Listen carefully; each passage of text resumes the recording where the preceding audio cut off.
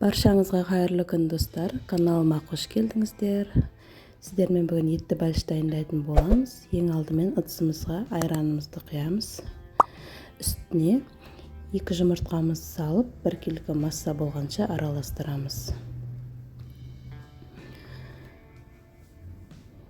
1 кг масса болғаннан кейін үстіне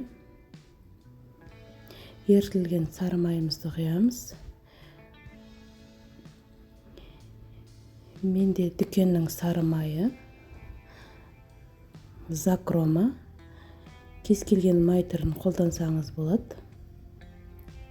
Енді үстіне дрожжымызды, тұзымызды салып араластырамыз.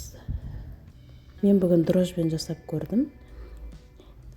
Орнына қопсытқыш алсаңыздар да болады. Дрожжбен де жасап көріңіздер. Онда қатты разница болмайды. Енді жақсылап араластырып, үстіне електен өткізілген ұнымызды салып, жақсылап жұмсақ қамыр илейтін боламыз.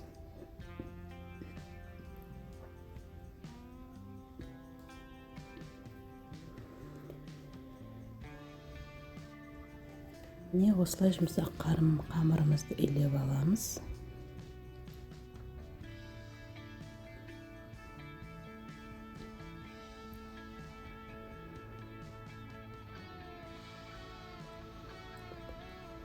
Видеодағы рецептімен жасап көріңіздер. Өте жақсы шығады. Міне осындай жұмсақ қамырымыз шықты. Енді осыны тоңазтқышқа салып аламыз. Жарты сағатқа тоңазтқышқа салып аламыз.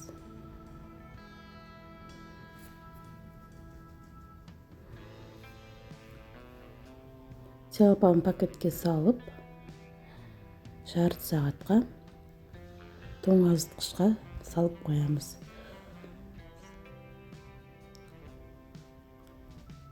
Енді салмасын дайындаймыз. Салмасына менде 400 грамм фарш, үстіне пияз, картоп, тұз бұрышын салып, жақсылап салмасын дайындаймыз.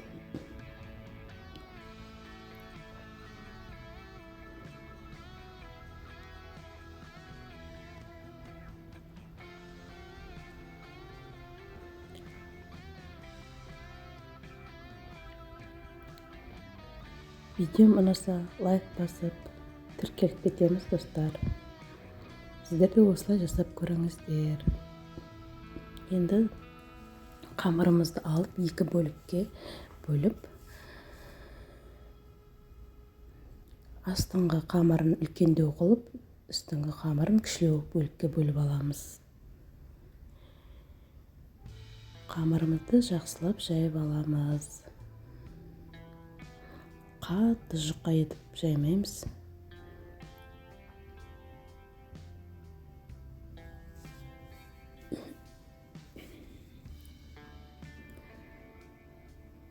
Менде қамырым кішкене жабысқақтау болып шықты, сол себепті кішкене ұн сеуіп жібердім. Міне осылай қылып жайып аламыз қамырымызды. Осылай противенге пергамент қағазын жайып, үстіне салмасын салып шығамыз. Енді екінші қамырымызды жаямыз. Үстіне осылай кішкене сары майдан салып шықтым мен. Өзіңіздің қалауыңызға қарай салсаңыз болады, салмасаңыз да болады. Енді екінші қамырымызды жайып, міне осылай. Енді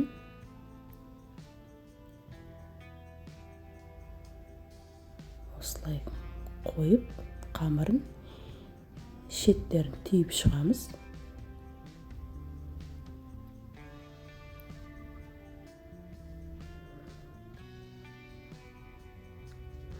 Өзіңіздің қалауларыңызға қарай түйсеңіз болады, өрсеңіз болады. Мен осылай түйіп шықтым.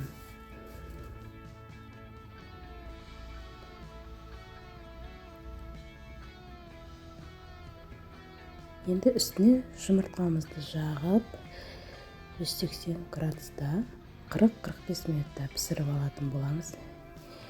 Пештеріңіз қатты қызып кететін болса, қарап тұрсаңыздар болады. Менде пешім қатты қызып кетеді. 180 градустың өзінде солай. Сол үшін қарап тұрыңыздар.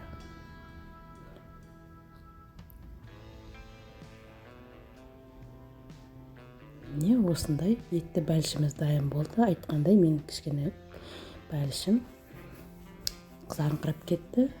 Сіздер де жасап көріңіздер. Өте дәмді, сочный болып шығады. Видео ұнаса лайк басып, тіркеліп кетеміз достар. Келесі шығатын рецептіні жіберіп алмас үшін тіркеліп кетеміз. Назарларыңызға рахмет.